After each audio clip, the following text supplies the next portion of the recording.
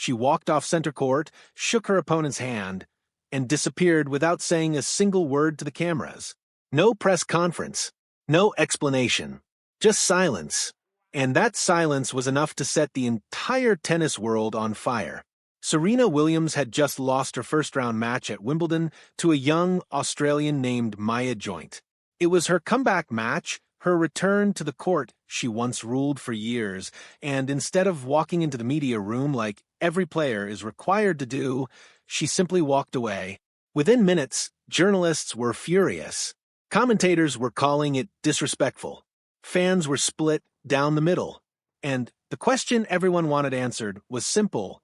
Why would a legend like Serena Williams break one of the most basic rules in tennis? The answer, it turned out, was far more serious than anyone expected. Her agent and Wimbledon officials soon confirmed that Serena had suffered a knee injury near the end of the first set. The medical staff from both Wimbledon and the WTA examined her and officially excused her from her media obligations. The diagnosis was a sprain along with swelling in her right knee, serious enough that the tournament doctors themselves signed off on releasing her from the press conference entirely. Because of that medical exemption, she avoided a fine that could have gone as high as €44,000. But here's the twist. Before that reason ever came out, the internet had already made up its mind. Clips of her leaving the grounds without a word were spreading everywhere, and the narrative had already been written. People accused her of arrogance, of disrespecting the wild card she was given, of disrespecting her opponent by not even acknowledging the match afterward. It was a full-blown storm, and Serena wasn't even the one speaking. She let her actions unintentionally do the talking, and the internet filled in the blanks with the worst possible assumptions. Instead of stepping in front of the microphones, Serena chose to release a written statement. In it, she expressed how emotional it felt to be back on center court after 4 years away. She talked about the atmosphere, the crowd, the feeling of stepping onto that grass again after such a long break. Later, she went to social media herself, congratulating Maya Joint on the win, and revealing that she was doing everything possible to recover in time for her doubles match alongside her sister Venus. So, even without facing the press, she wasn't hiding. She was simply choosing her own way of communicating. That didn't stop the tennis world from reacting. And some of the sharpest criticism came not from players, but from former champions turned commentators. Greg Rusedski, the former British #1, didn't hold back his opinion. He pointed out that during his playing days, skipping a press conference wasn't something you could just decide to do.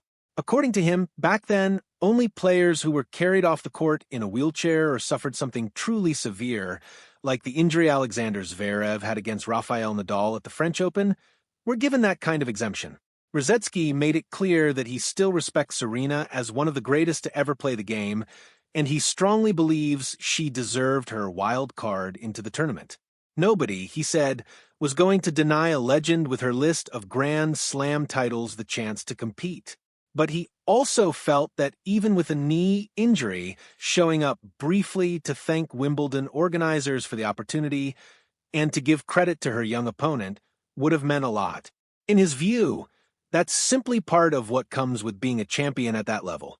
He even suggested that if her knee was truly bothering her that much, she could have appeared briefly with ice on it and just said a few words, thanking the tournament and acknowledging Maya Joint's performance. Rusedski admitted that maybe her disappointment with how the match went, perhaps her serve not clicking the way she wanted or her forehand breaking down at key moments, played a role in her decision to stay away.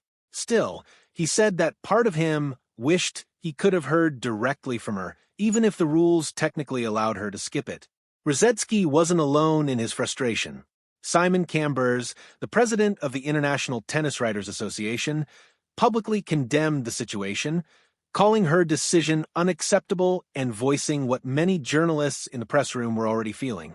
The backlash from media professionals was loud, much louder, in fact, than any criticism coming from fellow players on tour.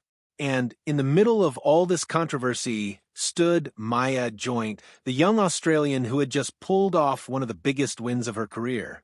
When she faced reporters after her own match, she didn't say a single negative word about Serena's absence. Instead, She spoke about the aura Serena still carries, about what an enormous honor and pressure it was just to share the court with someone considered a living legend of the sport. Her humility and respect stood in sharp contrast to the storm swirling around her opponent, and many saw her response as a masterclass in grace under pressure. So, where does this leave Serena Williams? She's back in the spotlight, not just for how she played, but for how she handled the aftermath of a tough loss.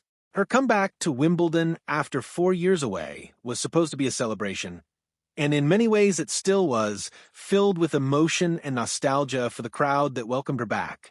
But it also reignited a debate about accountability, media responsibility, and what fans and journalists expect from even the biggest stars in the world when things don't go their way. With her knee injury still a concern and her doubles appearance alongside Venus hanging in the balance, all eyes are now on what comes next. Will she recover in time to play alongside her sister? Will she address the criticism directly at some point down the line? One thing is certain, every move Serena Williams makes for the rest of this season is going to be watched, analyzed, and debated by fans.